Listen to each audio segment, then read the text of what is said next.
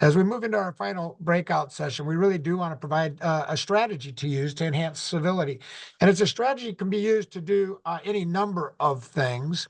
And it deals with clarity, habits, accountability, and the mindset necessary to enhance performance. The research is very clear. If you want to change any performance or behavior, you need to have at least four things happening in concert with each other. You need to have the habits, the positive habits, the proactive mindset, the why, the accountability of self and with others, and the clarity of what you're trying to do. Again, it's another piece of self-awareness as we look at that continuum of culture creation for civility. So from this, what I'd like to do is give you an example of what this looks like. I'm going to give you a couple of examples. So I'm first going to give you a personal example that has nothing to do with civility. I just want to show you how the tool works. So if the performance we want to have for me, Scott Raecker, is I need to exercise more. My wife tells me this. My adult children tell me this. My doctor tells me this. And when I hear that, I nod my head like, okay, yep, that sounds good. But I don't really know what does my doctor mean? When I leave the office, does she mean I should be training for a marathon? Should I be getting a gym membership? Should I use my free gym membership, or should I just be walking 20 minutes a day with my wife? What does she mean by that? So when I talk about exercising more, first we have to look at the habits. What habits could I develop to exercise more? Now, at the very simplest level, I'm not going to the gym right now. I'm not going to run a marathon. At the simplest level, what can I do to exercise more? I can park far away. Here at Drake, where I park, I take the farthest spot possible in our parking lot. Every time I go to my car and back, I get about 250 more steps to 300 steps a day. I take the stairs everywhere I go.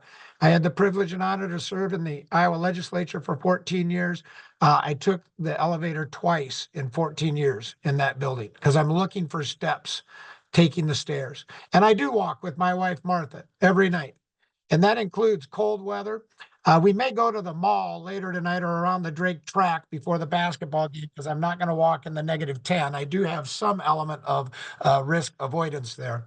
But I do try to walk with her even on rainy days, even on days that it might not be convenient. And that comes to the mindset. Why? Why do I want to do the habits? So when you think of the tool, you identify your habits, and then the mindset is, why do I want to do the habits?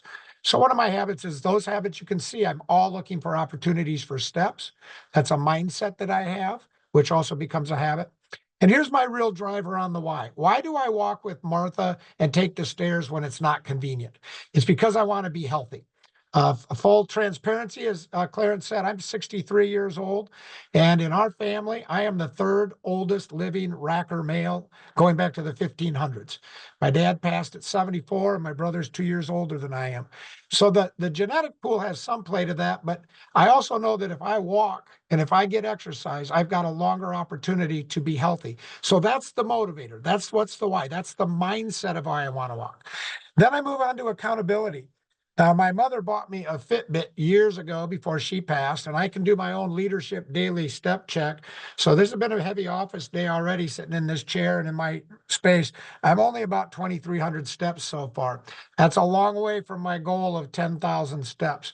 But what I also have is when I got this Fitbit, my daughter set it up with my mother on her phone. So she was my Fitbit friend.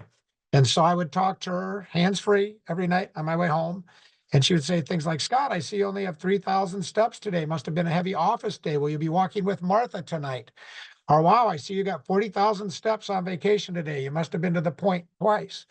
I want you to think about the accountability. As a leader, you have self-accountability. Am I reaching what I want to do? And then when you share something out, when you say, we're going to do this in our community, and you've shared that publicly, there becomes a higher level of accountability. And the last piece is clarity. What is it I'm really trying to do to exercise more? Because it's not enough for me to just say I need to exercise more. For me to exercise more, I need 10,000 steps by the end of this day. That's what exercise more means. So for me to get the performance, I need the habit, the mindset, the accountability, and the clarity to achieve that performance. Now, I'm going to give you one more example that's really tied into civility. This was in a community group that I did, municipal leaders and community leaders, focusing on civility. So in their first box, they had civility. What would we do to improve civility? Well, one of the things was to engage in difficult and challenging conversations. So we put that as the performance. And then through their discussion, the habits that they came up with as a community that they were committed to is that they had to have the conversations at the right place and the right time. You know, Clarence just talked about this is not a conversation we're going to have in the grocery store or in the parking lot. This is a set time. We need to have this challenging conversation, right place, right time. We're going to set the ground rules for how we're going to have this conversation, including we're going to actively listen. We're going to listen to understand as well as be understood. We're not going to interrupt and we're going to ask questions. That's what they said their habits they wanted to do. Why was that important? The mindset to those habits. The mindset of those habits is that they wanted to seek understanding and look for resolution. That's what I'm coming into this. Every person coming into this challenging conversation, seeking understanding and looking for resolution. And then what's the accountability of that for self and others? So what they talked about was having a post-conversation reflection with their self and a trusted colleague, possibly somebody else that was in there. I see one of the members of our national board of directors here I've worked with for over 27 years, Jim Eipersbach. Jim knows that I get excited about things. I tend to interrupt when I get excited. And I would be a person, Jim has been a person in my life that is a trusted colleague that I can say, hey, Jim, how did I do in that conversation? And Jim would give me active and direct critique, not negative, not tearing down, but knowing that I want to do better. So that's the type of relationships. I come back to the relationship part. For a trusted colleague, you have to have relationship. And then clarity. Clarity is what is it they're really trying to do? And on these difficult conversations, they boiled it down to I want, you want, and we could.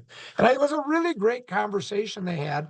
And I indicated to them I was going to use this as an example as I go forward in our public work, because I think it's really a great example of what we can do to get better by identifying the performance and aligning habit, mindset, accountability, and clarity.